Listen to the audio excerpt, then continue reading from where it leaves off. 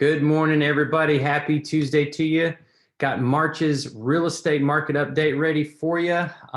It's Tuesday, March 16th. Got a lot of stuff to be excited about, really, in this market. Got some challenges that we're going to cover, but all in all, we've got a great real estate market, and really want to share this with you all. So, anyway, you all remember my buddy Lawrence Yun. Okay, he's the chief economist for the National Association of Realtors. Well, he recently said home sales could possibly reach 8 million if we had more inventory. It's the biggest challenge to our market out there. I've talked a lot about this, going to talk some more about it today, this lack of inventory. But he goes on to say, mortgage rates should remain very low throughout 2021, although we may have seen the lowest already. Okay, mortgage rates. They've been crazy low here recently, and it's really kind of hard to imagine them getting any lower. So that's what we're going to be looking at on the horizon. As of today, these mortgage rates coming in, the average 30-year fixed rate coming in at just over 3%. Okay. Freddie Mac is reporting this. Since reaching a low point in January, mortgage rates have risen by more than 30 basis points, and the impact on purchase demand has been noticeable. Purchase activity remains high.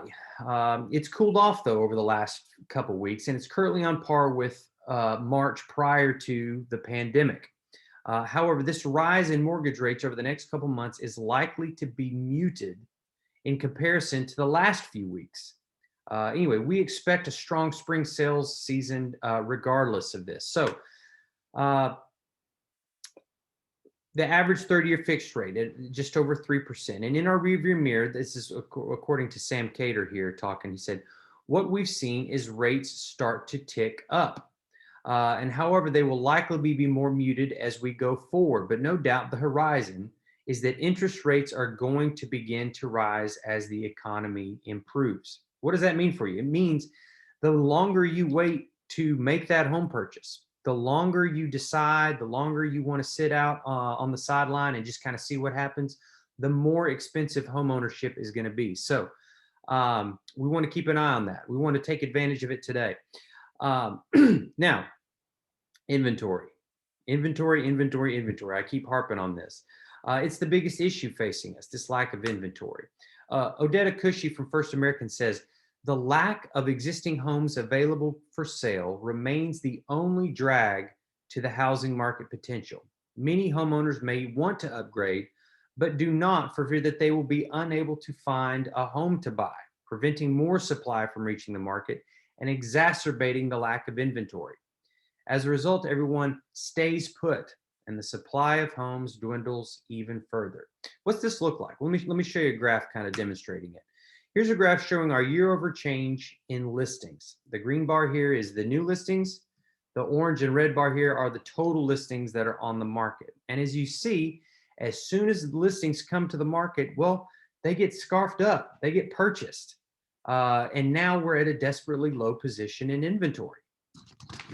So, I get asked a lot, what's the ideal time for me to sell? What's the sweet spot? I'm trying to hit the sweet spot, in the market. Well, here's the answer.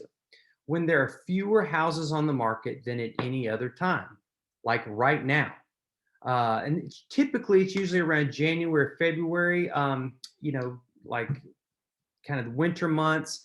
But today we sit at an even sweeter spot with an average of 1.9 months of active inventory on the market across the country. That's insane. We can say that it's the sweetest spot that we've ever seen, probably the sweetest spot certainly in my lifetime, to sell a home. So that brings us to our next point. And probably one of the biggest things we want to talk about right now is home price appreciation. So anyway, in 2020, the final appreciation numbers came in. The FHFA is saying that around 10.8% appreciation. CoreLogic here is saying 9.2, Case-Shiller at 10.4, but let's just call this at an even 10% across the country. Very, very, very strong home price appreciation.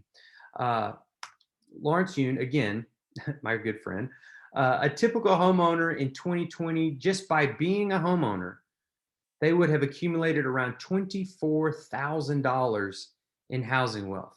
And that's really what I'd like to speak to you about in this video more than anything else, is helping you become a homeowner if you aren't already. So you can have this opportunity. You can have the opportunity to participate in this market and build wealth through homeownership. It's one of the greatest gifts of homeownership. Talk about all the time, are these financial benefits. But if 2020 has really showed us anything, it's the non-financial benefits of home ownership. What home actually means and how much time you spend there. And of course, we're seeing these financial benefits, like Lawrence, you mentions here, be just as powerful. So as we look forward to this year and what experts are saying about appreciation, they're upgrading their forecasts on it. I've got this most recent update here. You can see NBA big jump to over 10% appreciation and on down to 6 to 5.9% appreciation is the average. Here's a graph that look at how home prices have appreciated versus how they were appreciating during the really unsustainable housing boom of the mid 2000s. We're seeing an average of a 6.3 annual appreciation in home values. That's compared to 10.3% back then. So much healthier, much more sustainable growth in our housing market. One last thing I wanted to kind of show you guys just for comparison here. This is, again, this was a map, a data map put together by the FHFA about this. And this shows the year-over-year change in home prices just across the country throughout the region. So from last year, here we are in the Central South region. This is the growth we saw, but a national year-over-year change in 10.8%. Compare this to the housing boom of the mid 2000s, much more unsustainable. You can see a pretty stark difference in how the housing market was reacting back then. So again, much more sustainable, much more steady growth. Now, what's that mean today? Well, like I mentioned earlier, it's only going to get more expensive to get into that house that you're wanting. So now is the time.